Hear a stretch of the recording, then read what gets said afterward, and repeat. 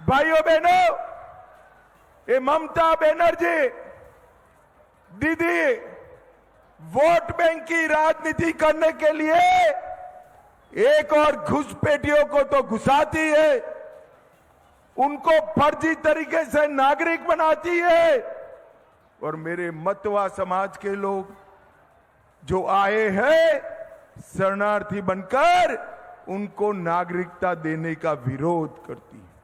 वो कहती है बंगाल में हम नहीं देने देंगे। अरे दीदी, आप क्या रोकोगी? नागरिकता केंद्र का विषय है। बंगाल के मतवा समाज के, नमोशूद्र समाज के एक एक भाई बहन को नागरिकता देने का काम भारतीय जनता पार्टी करने वाली है। भाइयों बहनों, मुझे बताओ, ये बंगाल में घुसपैठ रुकनी चाहिए या नहीं रुकनी चाहिए? जोर से बोलो, रुकनी चाहिए या नहीं रुकनी चाहिए? ये ममता दीदी रुक सकती है क्या? रोक सकती है? ये घुसपैठियों को तो स्वागत करती है। मेरे मतवा समाज वाले भाइयों बहनों को, नमोशूद्र भाइयों बहनों को रोकने का काम करती है। ममता दीदी, आपका समय अब समाप्त हो गया है। 30 सीटें आते ही आपका समय समाप्त हो जाएगा। यहां पर भी मोदी जी के नेतृत्व में भारतीय जनता पार्टी की सरकार बनने जा रही है। भारतीय जनता, भाइयों बहनों, ये भ्रम फैलाते हैं।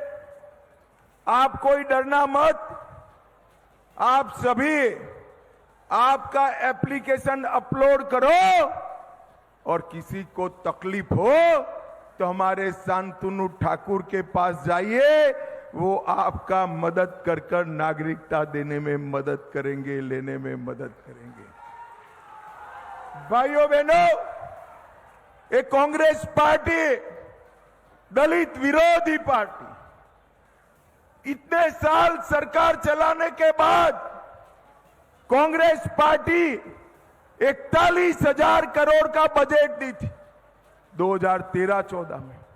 आपने मोदी जी को प्रधानमंत्री बनाया।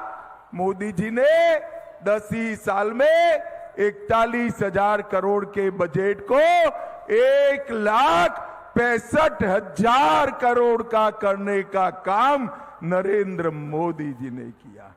हमने 14 अप्रैल को राष्ट्रीय समरसता दिवस घोषित किया।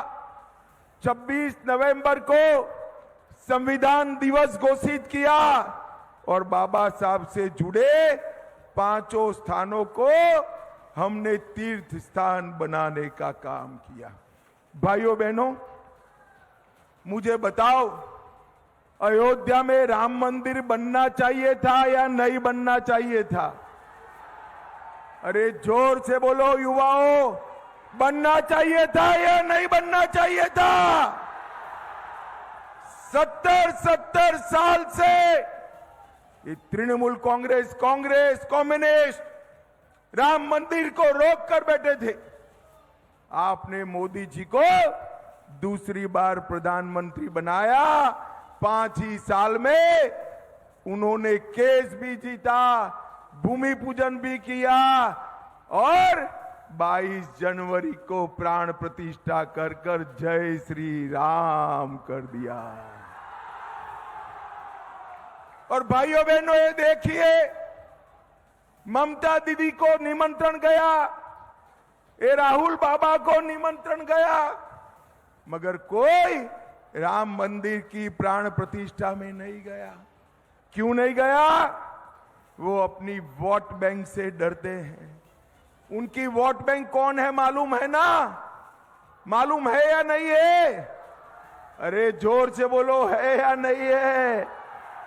अरे मतवा समाज वालों, यूपी, ओडिशा, बिहार के सारे भाइयों बहनों, आप उनकी वोट बैंक नहीं हो।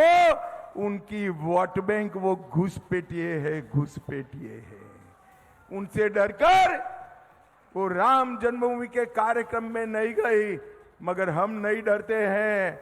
हमारी वोट बैंक तो हरिचंद ठाकुर के मेरे मतवा समाज वाले हैं, मतवा समाज वाले। मोदी जी ने डंके की चोट पर राम मंदिर बनाने का काम किया, और मैं आपको बताने आया हूं, कश्मीर से धारा 370 को हटाने का काम अपने प्रिय प्रधानमंत्री नरेंद्र मोदी जी ने किया। नरेंद्र मोदी जी ने किया। मोदी जी ने इस देश को आतंकवाद से मुक्त कराने का काम किया है। और ममता दीदी, आज मैं पूछना चाहता हूं, भाइयों बहनों, मुझे बताओ, यहां सिंडिकेट का राज है, भतीजे के गुंडे परेशान करते हैं, वो बंद करना है या नहीं करना है? जोर से बोलो, करना है या नहीं करना है? एक कट मनी बंद करना है या नहीं करना है? एक घुसपैठ रोकना है या नहीं रोकना है? ये बम धमाके रोकने हैं या नहीं रोकने हैं? क्या ममता दीदी रोक सकती है? जोर से बोलो, रोक सकती है? केवल और केवल नरेंद्र मोदी जी रोक सकते हैं, कमल निशान रोक सकता है। भाइयों बहनों, पूरे बंगाल में बेहिसाब गरीबी है। मोदी जी के नेतृत्व में पूरा देश आगे बढ़ गया। इतना पानी होने के बावजूद हमारा बंगाल बिछड़ गया। क्यों बिछड़ गया? क्योंकि यहां भ्रष्टाचार चल रहा है। ये अनुव्रत मंडल, ये कुणाल घोष, तापस पाल, कोई कुलपति, ये सारे लोग युवाओं को नौकरी देने के केस में, गाय तस्करी के केस में, कोयला के केस में जेल में गए हैं। मुझे आप बताओ भाई, आप किसी ने एक साथ 50 करोड़ रुपया जीवन में देखा है क्या? देखा है? इनके एक मंत्री के यहां से 50 करोड़ रुपया निकलता है, 50 करोड़ रुपया। मैं आज पूछने आया हूं ममता दीदी को, ये 50 करोड़ रुपया किसका है? ये मंत्री का नहीं है। बनगांव वालों, आपका पैसा लूटकर ममता दीदी ने अपने मंत्रियों को देने का काम करा है। मंत्रियों को मुझे बताओ, उनको जेल में डालना चाहिए या नहीं डालना चाहिए? जोर से बोलो, डालना चाहिए या नहीं डालना चाहिए? ये ममता दीदी कहती है उनको क्यों जेल में डाला? ममता दीदी, अभी तो शुरुआत है। चीट फंड घोटाले वाले, शिक्षक भर्ती घोटाले वाले, राशन वितरण घोटाले वाले, नगर पालिका की भर्ती की घोटाले वाले, शिक्षक भर्ती की घोटाले वाले, गाय तस्कर वाले, कोयला तस्करी वाले और पैसे के बदले सवाल करने के घोटाले वाले, आप सभी को जेल में जाने की तैयारी रखनी है। किसी को छोड़ा नहीं जाएगा, किसी को छोड़ा नहीं। भाइयों बहनों, मोदी जी ने बंगाल के हर गरीब को घर दिया, घर में शौचालय दिया, नल से जल दिया, गैस दिया, 5 किलो चावल भेजा और 5 लाख तक का स्वास्थ्य का सारा खर्चा नरेंद्र मोदी सरकार उठा रही है। आपको चावल मिल रहा है या नहीं मिल रहा है भाई? मिल रहा है या नहीं मिल रहा है? ये ममता दीदी कहती है कि तृणमूल कांग्रेस चावल देती है, ये झूठ बोल रही है। आपको जो चावल मिल रहा है वो नरेंद्र मोदी जी भेज रहे हैं मित्रों, नरेंद्र मोदी जी।